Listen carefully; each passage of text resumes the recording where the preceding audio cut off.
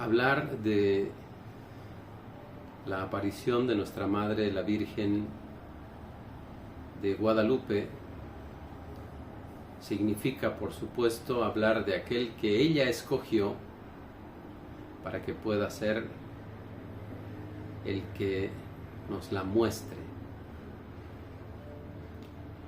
Que vean, dicen los santos a lo largo de la historia, que vean en cada uno de nosotros el reflejo de aquel a quien servimos, el reflejo de aquel a quien amamos, el reflejo de aquel a quien podemos dar nuestra vida. Que vean en nosotros el reflejo. Y cuando se ve una familia numerosa, cuando se ve una familia grande, cuando se reúnen en un momento especial, probablemente ahora para las fiestas de la Navidad ocurrirá, es muy hermoso ver que a los nietos especialmente se les compara y dice, bueno, pues este nieto habla como el abuelo, o camina como el abuelo, o esta nieta tiene exactamente las mismas, y esto lo he visto muchísimas veces, ¿no? Que me comentaban y me decían. Sentada. Entonces, que en la familia, algo que me llama la atención es que los nietos, los bisnietos, empiezan a asumir actitudes sin que nadie se los diga, a tener maneras de ser tan parecidas a sus abuelos, de andar, de hacer su carácter, y es increíble y es hermoso, porque por supuesto son una familia, y en esa familia pues no es extraño que estas cosas ocurran, que nosotros, todos nosotros, podamos ser signo y testimonio de Jesús al que tenemos que mostrarlo. Jesús es el que tienen que ver en cada uno de nosotros, y precisamente de eso se trata. Hoy queremos hablar en lo que significó la aparición de nuestra Madre, la Virgen de Guadalupe, de aquel a quien la Madre escogió para mostrarse. Aquellos que son humildes, aquellos que son sencillos, aquellos que el mundo los tiene por ignorantes, por personas que no tienen conocimiento. Y a lo largo de la historia, nuestra historia de salvación, una y otra vez, aquellos que ha querido aparecerse nuestra Madre, la Reina del Cielo, han sido niños, o en el caso de Juan Diego, que probablemente ya tendría más de 40 años, era espiritualmente un niño, espiritualmente era un niño, ¿no? Él llevaba probablemente 8 años de conocer la fe, o sea, tenía 8 años de haber conocido la fe. Él tenía más de 40 años, pero solamente 8 años de haber conocido la fe, y era tal su hambre, su deseo, cuando empezaron las catequesis, que desde donde él vivía hasta la parroquia de Santiago habían 7 horas de caminata, 7 horas de caminata, que él las hacía con el mayor de los gustos, y en esas 7 horas de caminata, para cortar un poco el camino, y aún así, aún cortando el camino, tenía que pasar por el cerrito llamado del Tepeyac. ¿Qué ilusión movió a Juan Diego? ¿Qué corazón más grande movió de saber que aquellas cosas que le enseñaban, que eran parte de la catequesis, los fines de semana, porque entre semana ellos trabajaban, vivían de actividades en el campo, pero los fines de semana nadie faltaba. Los fines de semana, todos aquellos que habían comenzado la catequesis quedaban sobrecogidos con las enseñanzas que se les daban los misioneros. hasta el punto tal que no importaba si eran 7 horas caminando, que era lo de menos, el sacrificio y el esfuerzo físico, porque lo que iban a recibir era una gracia y una bendición especial, un regalo directo del cielo.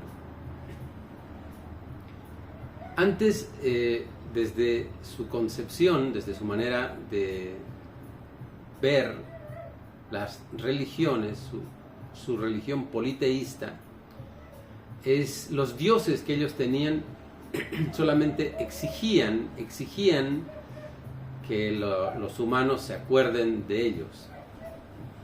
No había, a cambio, en la mayoría de los dioses, son politeístas los aztecas, en la mayoría de sus dioses no había un intercambio, de decir, bueno, pues tú haces esto y yo a cambio te voy a cuidar, a cambio vas a tener salud, a cambio tu familia va a estar bien. No, o sea, todo lo que la mayoría de estos dioses aztecas es recuerda que yo soy tu Dios, y si no te acuerdas de mí, es muy probable que todas las desgracias y todos los castigos te caigan.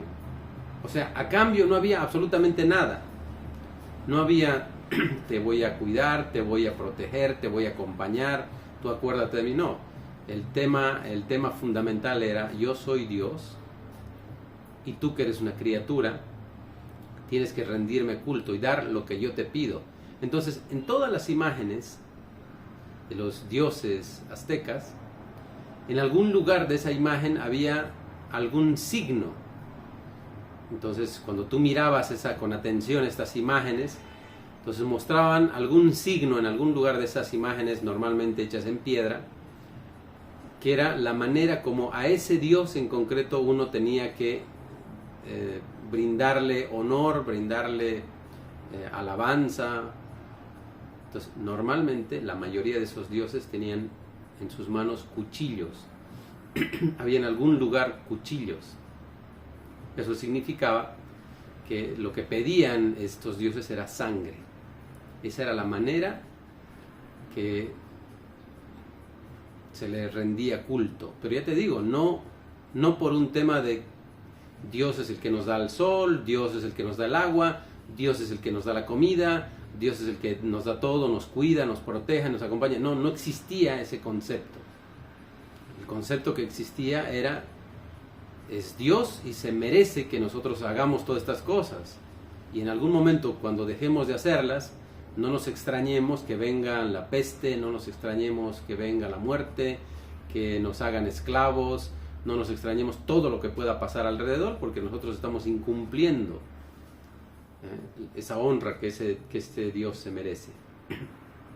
Así que desde que comenzó la predicación de este Dios que se hace hombre, de este Dios que camina con su humanidad, de este Hijo de Dios que da su vida por cada uno de nosotros y nos enseña el amor, la misericordia, el perdón, pues entonces es una manera increíble de catequizar. ¿Y qué es lo que pide a cambio? El amor. Algo que era impensable. Era impensable que nosotros como humanos en el politeísmo, imposible poder tener un sentimiento hacia Dios. Nosotros somos menos que gusanos para poder ni siquiera acercarnos a ese Dios. Simplemente debemos rendirle culto y agradecer que no nos pise, que no nos mate, porque a lo mejor no dimos lo suficiente que este Dios pedía. No, en nuestro Dios, un Dios de amor, un Dios de misericordia, un Dios de perdón, un Dios cercano. Así que todos los fines de semana, el sábado para su catequesis y el domingo para la Santa Misa, 7 horas de caminata. Y en esas 7 horas, que tenía un lugar donde podía cortar un poco la ruta, pasar por el cerro del Tepeyac. Este hombre vivía con su tío, Juan Diego vivía con su tío, que era mucho mayor, mucho más mayor. De hecho, estaba tan enfermo y tan delicado que prácticamente él ya no podía asistir ni a las catequesis y tampoco a la Santa Misa. Así que Juan Diego intentaba aprenderse prácticamente de memoria las lecturas, la reflexión que daban al respecto de los evangelios, para después ir a contarle a su tío, contarle. Entonces eso era como lo que ocurría los últimos años antes de la aparición de nuestra Madre la Virgen con Juan Diego y con su tío, que él, porque estaba muy delicado de salud, entonces se quedaba en casa, y Juan Diego era el que repetía, memorizaba todo aquello y le repetía palabra por palabra lo que el sacerdote había enseñado, el evangelio que tocaba ese domingo, la fiesta que se celebraba, ¿no? Entonces él estaba constantemente catequizando a su tío, hablándole de Dios a su tío, que ya se había convertido, que ya se había bautizado, pero que por la enfermedad tenía la limitación de no poder asistir ni a las catequesis ni a la Santa Misa. Y ahora ocurre un hecho sobrenatural, un hecho significativo. El 9 de diciembre, que es además, como es el primer día de la aparición, de las 4 apariciones que tuvo Juan Diego, de nuestra Madre la Virgen, como es el primer día, entonces en adelante la fiesta que nosotros tenemos para San Juan Diego es el 9 de diciembre. Así comienza las vísperas, antevísperas de la fiesta de nuestra Madre la Virgen de Guadalupe, con la fiesta de San Juan Diego, que es el 9 de diciembre. Y ese día está haciendo la caminata que acostumbra hacer, y de pronto se le aparece nuestra Madre la Virgen. Él siente que está en el cielo, porque empieza a escuchar cantar a los pajaritos, y todo tiene un color distinto, todo tiene un color distinto. Recuerdo hace muchos años, queridas hermanas y hermanos, recuerdo hace muchos años atrás, cuando entré al seminario, yo siempre utilizaba lentes. Entonces no me había cambiado los vidrios, no había cambiado mis vidrios. Probablemente hace 3 años atrás no había cambiado los vidrios de mis lentes. Entonces cuando fui allí, lagrimeaba mucho cuando me ponía a estudiar, y entonces el director espiritual que teníamos allí, un hombre con mucho sentido común, me dijo, pero lo primero que digo, me cuesta estudiar y no puedo estudiar y estoy lagrimeando allí, y me dijo, pero así tan sencillo, ¿no? Me dijo, ¿y has ido a una óptica a que te hagan ver? ¿Has ido a un oculista para que te vean? Las medidas de tus lentes a lo mejor ya no son las medidas tuyas. Entonces yo sí caí en la cuenta de que efectivamente habían pasado muchos años. Y hicimos la cita, hablamos con el oftalmólogo, me hicieron la medición, me cambiaron los lentes. Y yo no quería ponerme los lentes, no los quería poner, o sea, ya me los entregó, ¿no? Y yo no quise ponérmelos, sino hasta entrar en nuestra capilla. Cosas, ¿no? Cosas que se me ocurrían, ¿no? Yo soy muy ocurrente en muchas cosas, entonces no quise. Entonces dije, lo primero que yo quiero mirar es el sagrario, es el altar, es el lugar de la presencia de mi Señor. Eso es lo primero que quiero mirar. No quiero mirar árboles, la calle, no quiero mirar nada, solamente lo primero que quiero mirar es eso. Entonces entré al oratorio, me puse de rodillas, saqué de su estuche mis lentes, y obviamente no todo lo que miraba hacia adelante era muy borroso todo, ¿no? Y luego cuando me puse los lentes, estuve como 1 hora haciendo mi oración y se me caían las lágrimas de ver detalles que ese tiempo anterior que estaba allí no había caído en la cuenta, lo que estaba alrededor del sagrario, el sagrario que era un sagrario de plata, las imágenes que estaban detrás de nuestro altar,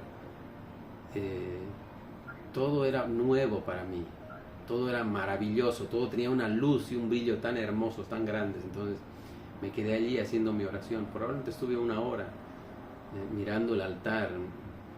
Entonces creo que muchas veces tenemos que pedirle al Señor que cambie nuestra mirada, que cambie esa mirada que tú y yo tenemos, la mirada humana, donde probablemente ya es una mirada que ya se ha acostumbrado.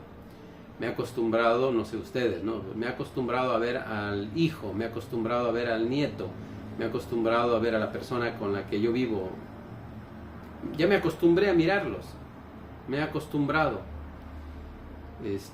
Cuando estuve celebrando la Santa Misa este domingo en la catedral, se acercaron un señor con sus 3 hijas, ¿no? Y me dice, padre, ¿podríamos hacer una pregunta? Digo, claro que sí. ¿Sabe? Le han pedido a mi hija, a la mayor, ¿no?, que probablemente tendría 16 años, y la otra tendría 14, y la otra más chiquitita tenía 10 o 8, por ahí, ¿no? O sea, el cálculo te digo.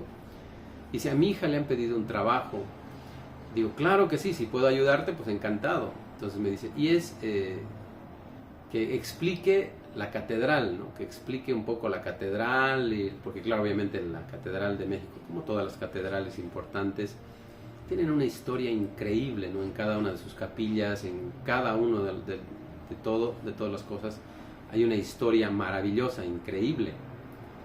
Y entonces le dije, mira, perdóname, yo tengo esta limitación, primero no soy de acá y no conozco la historia, ¿no? Si la habría conocido, pues me encantaría. Y además, aunque la conociera, le digo, es tan extensa que es preferible que vayas allí a la sacristía y pidas que sí hay unos folletos donde explican perfectamente, ¿no?, cada uno de los lugares importantes de la catedral. O sea, todos los lugares son importantes, le digo. Y, bueno, pues padre, muchas gracias, perdone que lo moleste. Le digo, no, pero le digo, no te preocupes, yo sí lo que puedo hacer es darte una bendición. Y le pregunto, ¿son tus hijas? Sí, padre. Entonces le digo, abracen a su papá, abracen a su papá. Y les pregunté a las niñas, ¿no?, a las jovencitas que me estaban mirando y el papá les estaba abrazando, les pregunté a las niñas, les dije, ¿y ya dijeron el día de hoy a su papá que lo aman? Le pregunté a las niñas, a sus hijas, ¿ya le dijeron a su papá el día de hoy que lo aman? Y el papá respondió, no las niñas, el papá respondió, dijo, yo ya sé, padre, ya sé que ellas me aman. Y las niñas se quedaron así, ¿no? Le miraron en ese momento al papá, porque obviamente no le habían dicho ese día. Le miraron al papá y le dijeron, te amamos, papá. Las 3 hacía coro, ¿no? Así, te amamos, papá. Mientras yo estaba dando la bendición, sentí, ¿no?, así un abrazo especial, un abrazo bello que se dieron. Obviamente, ¿no?, en toda familia hay situaciones, en toda familia hay cosas que pasan.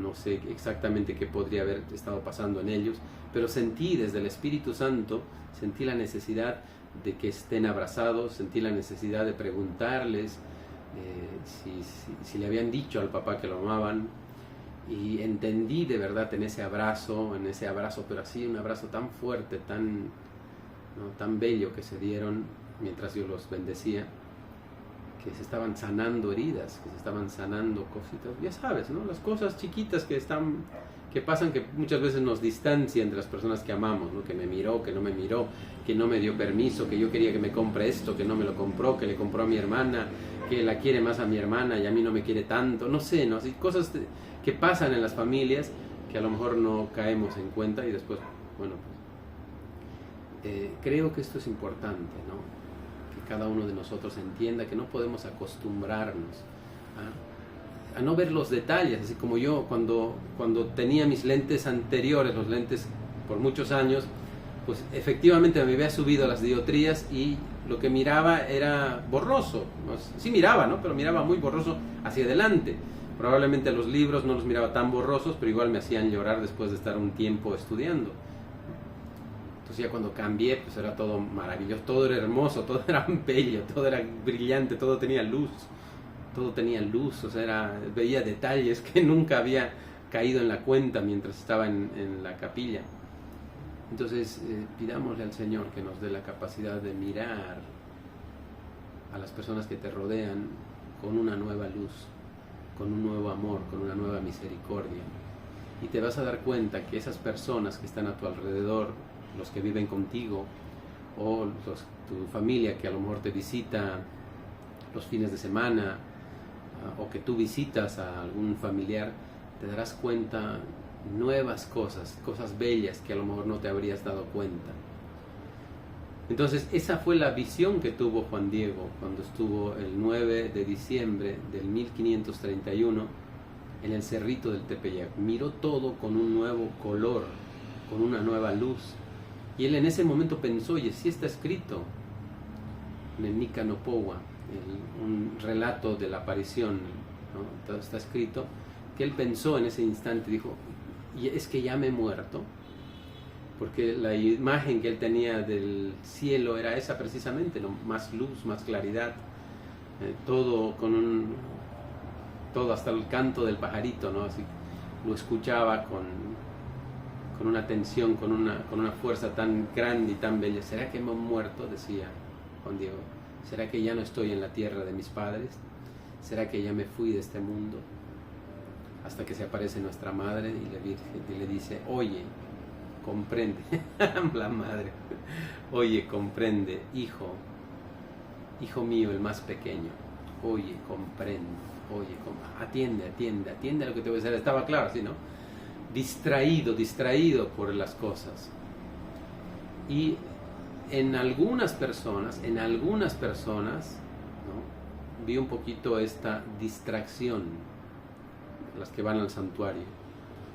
En algunas personas, claro, porque de pronto es que tienes 1 hora, 2 horas, son grupos de peregrinos que de todas partes del mundo que van a visitar el santuario, y entonces se les da, ¿no?, la oportunidad de estar 2 horas, 3 horas máximo en este lugar, porque luego tienen que ir a ver otras cosas, ¿no? Tienen que ir a ver cosas. Entonces, claro, simplemente es un atractivo, ¿no? ¿Qué puedo ver, no? Si, padrecito, tengo 1 hora, un par de personas me decían, padrecito, estamos viniendo de otro país, ¿qué puedo ver? Tengo 1 hora, ¿qué puedo ver? ¿No? Entonces es como que, ¿dónde tengo que sacarme las fotos de rigor, ¿no? Entonces, para que efectivamente diga a las personas que estuve en el santuario, y aquí tengo las fotos de los 4 lugares que siempre debemos sacarnos fotos, ¿no? Entonces yo les decía, bueno, pues mira, primero voy a saludar al dueño de este lugar, que está justo allí a un lado, la capilla lateral de la capilla del Santísimo, que probablemente, no lo sé, yo lo estaba investigando, pero probablemente es el sagrario más grande que existe en el mundo.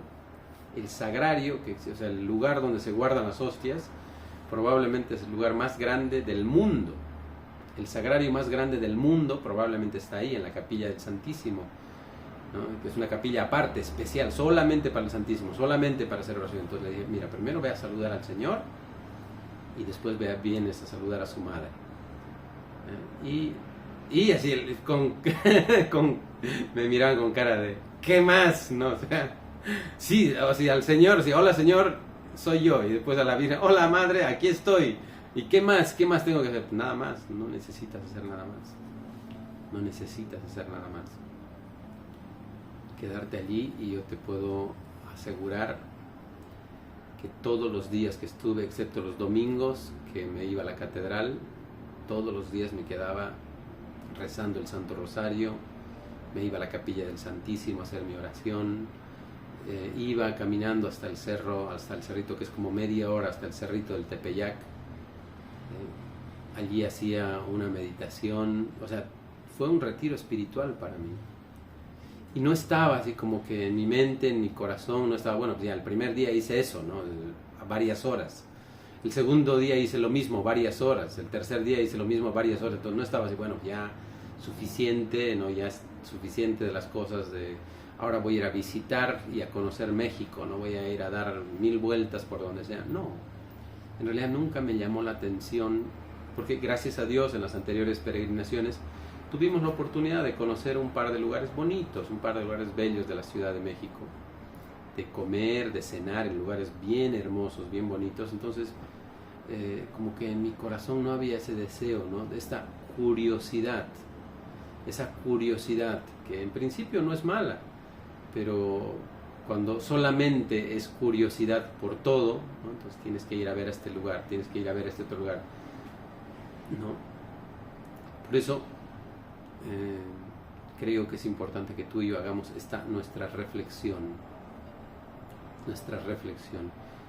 ir a la iglesia, ir a la celebración de la Santa Misa, que no te acostumbres, que sea un momento bello, un momento pleno en el cual estás en esa sintonía con lo sagrado y quisieras estar mucho tiempo. No es llegamos justo para la misa y ni bien está terminando la bendición el padre, pues ya estamos saliendo. Y es más, nos molesta, pero nos molesta que haya alguien que diga anuncios, ¿no? Entonces, ay, vamos a hacer un anuncio. Digo, qué aburrido, deberían sacar esos anuncios, no sé, escribirlos en una hojita y ponerlos en un tablero y decir, por favor, lean los anuncios y ahí están todas las cosas que quisiéramos decirle y listo, y vámonos.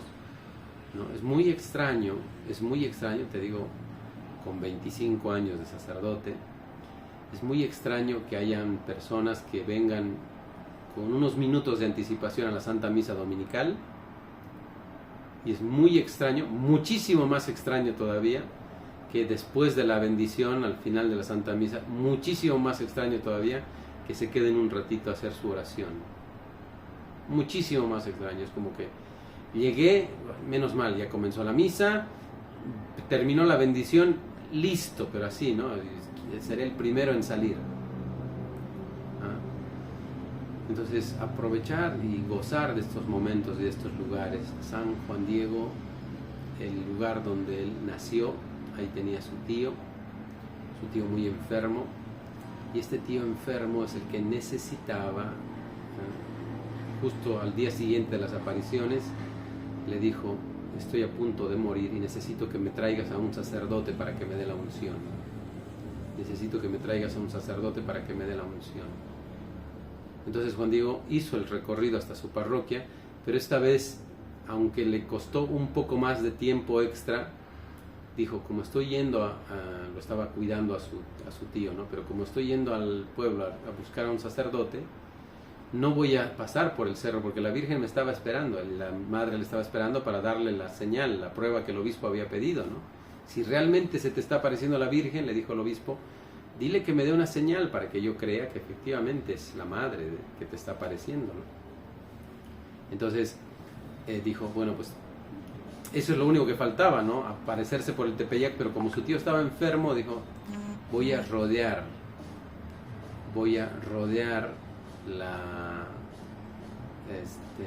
el cerrito del Tepeyac, aunque es un poco más largo el camino que voy a hacer, pero igual lo voy a rodear. Y cuando estaba rodeando el Tepeyac, justo abajo, a la misma altura del cerrito, pero en la parte de abajo, se le apareció la Virgen. ¿Dónde está siendo Juanito, el más pequeño de mis hijos? ¿Dónde está siendo? Madre, qué hermosa que eres, qué bella que eres. Claro, cambiando el tema, ¿no? Para que no le llame la atención, porque no estaba yendo al cerro, lo que la madre le había pedido. Y le cuenta y le dice, mi tío está muy enfermo, estoy yendo en busca de uno de tus hijos para que le dé los santos óleos y pueda morir en paz. Y en ese momento la Virgen, que le está hablando a San Juan Diego, le dice, no te preocupes, tu tío está sano. Y en ese mismo instante se le aparece al tío y le dice su nombre, porque a Juan Diego nunca le dijo su nombre. Le dice, soy Nuestra Señora de la Salud, que en náhuatl es Guadalupe. Soy Nuestra Señora de la Salud. Y él estaba enfermo, agonizando, la mira a la madre, le dice, yo soy Nuestra Señora de la Salud. Y en ese instante se levanta el tío y va corriendo en busca de, ¿no? Porque él sabía, le había contado, ya te digo, todo le contaba, ¿no? Juan Diego a su tío le había contado que tenía que llevar un signo a la catedral, al obispo, para decir que efectivamente se le había aparecido la Virgen. Entonces, eso es lo que hace. Se levanta y se va detrás del sobrino, diciéndole que ya estaba sano y diciéndole que se le ha aparecido la Virgen, que efectivamente ya le había contado Juan Diego a su tío que se le apareció la Virgen, y esta vez se le apareció a él, ¿no? Nuestra Señora de la Salud. Por eso en este lugar se acostumbra, se le llama el lugar de la quinta aparición, y es súper raro, o sea, solamente los mexicanos van a ese lugar. Te digo, las peregrinaciones, porque hicimos nosotros en nuestra peregrinación la ruta guadalupana, tuvimos la dicha y la bendición de estar en ese lugar, pero normalmente los fieles, o sea, las personas que van a México, con suerte, bendito sea Dios, van a la basílica a ver a la madre, pero difícilmente han conocido la capilla donde ha nacido Juan Diego, donde ha vivido Juan Diego, donde ha estaba su tío y donde ha recibido el milagro. Se le llama el lugar de la quinta aparición, donde ha recibido el milagro de la sanación. Y es precisamente ese lugar, por eso te digo, es algo tan raro, ¿no? Uno va al santuario y me dice, Padre, ¿dónde están los aceites que tú traes? Los aceites de la Virgen, ¿dónde están? He buscado, he preguntado y aquí no hay nada. Entonces los aceites de la aparición están en el lugar donde fue sanado, en la quinta aparición, donde fue sanado su tío de Juan Diego. Allí es donde se hace la unción. Y de hecho, cuando tú llegas con el grupo de peregrinos, allá, inmediatamente, ¿no? Inmediatamente el sacerdote o el sacristán, las personas que están allí alrededor, te dicen, pues aquí tenemos para darle la unción, para que al grupo de peregrinos pueda darles la unción. Porque especialmente esa capilla es una capilla donde se reza por la salud.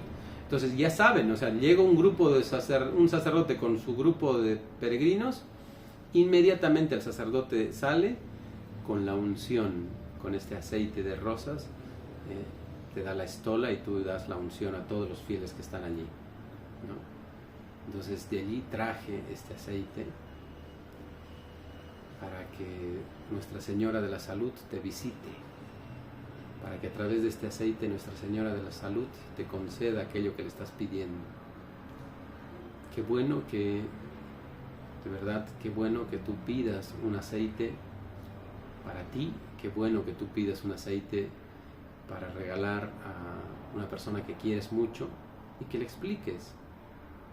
Con este aceite te pones una gotita en tu mano y en aquel lugar donde hay la enfermedad, donde hay el dolor, empiezas a esparcir, a ungir ese aceite y rezas y le dices a la Madre, Nuestra Señora de la Salud, Virgen de Guadalupe, intercede delante de tu Hijo por mis intenciones y regálame el don de la salud. Y son milagros y milagros y milagros maravillosos que uno escucha allí en el santuario de lo que se obra a través de este aceite. Así que creo, ¿no? Esta es la primera parte de Juan Diego. Tengo muchas cosas más que decirles, pero no me gustaría en este momento. Nuestra próxima reunión, el próximo jueves, Dios mediante, vamos a hablar de este sentido tan hermoso, ¿no? De Juan Diego, de la aparición y de lo que significó y significa para nosotros la presencia de nuestra Madre. Mientras tanto, quedémonos con estas pequeñas cositas que les he dicho. La primera, oír, estar atento, escuchar. Y no importa si es el sacrificio de las cosas que tenemos que hacer. Me cuesta mucho para ir a la iglesia, ve a la iglesia. Me cuesta mucho, 7 horas caminaba para ir a la catequesis y al día siguiente otras 7 horas para la Santa Misa. Pero no estaba así, uy, qué cansador,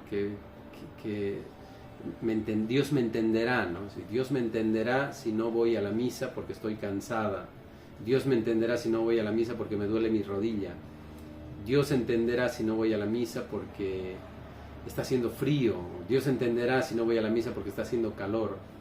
Entonces creo de verdad sinceramente que es importante que tú y yo valoremos el regalo espiritual que recibimos domingo a domingo en la Santa Misa y no pongamos motivos, por no decir pretextos, motivos humanos para que, bueno, pues hoy me encantaría estar contigo, Señor, pero hoy no puedo. Y así una y otra vez. Me encantaría, Señor, ir a tu misa, pero hoy no puedo.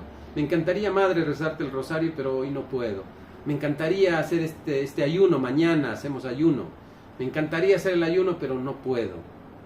No, siempre ponemos un pero a las cosas de Dios. Entonces, tengamos siempre ese espíritu firme de estar prontos a lo que Dios quiere pedirnos, y sabemos que así hoy hay que rezar por la paz, ¿verdad? Mañana hay que rezar por la paz en el mundo entero, que se acaben las guerras, y para que Dios instaure su reino de amor, de justicia y de verdad. Entonces hay que hacerlo, y hay que hacerlo con amor, no como una obligación, sino como un acto de amor a nuestro Señor. Que así sea.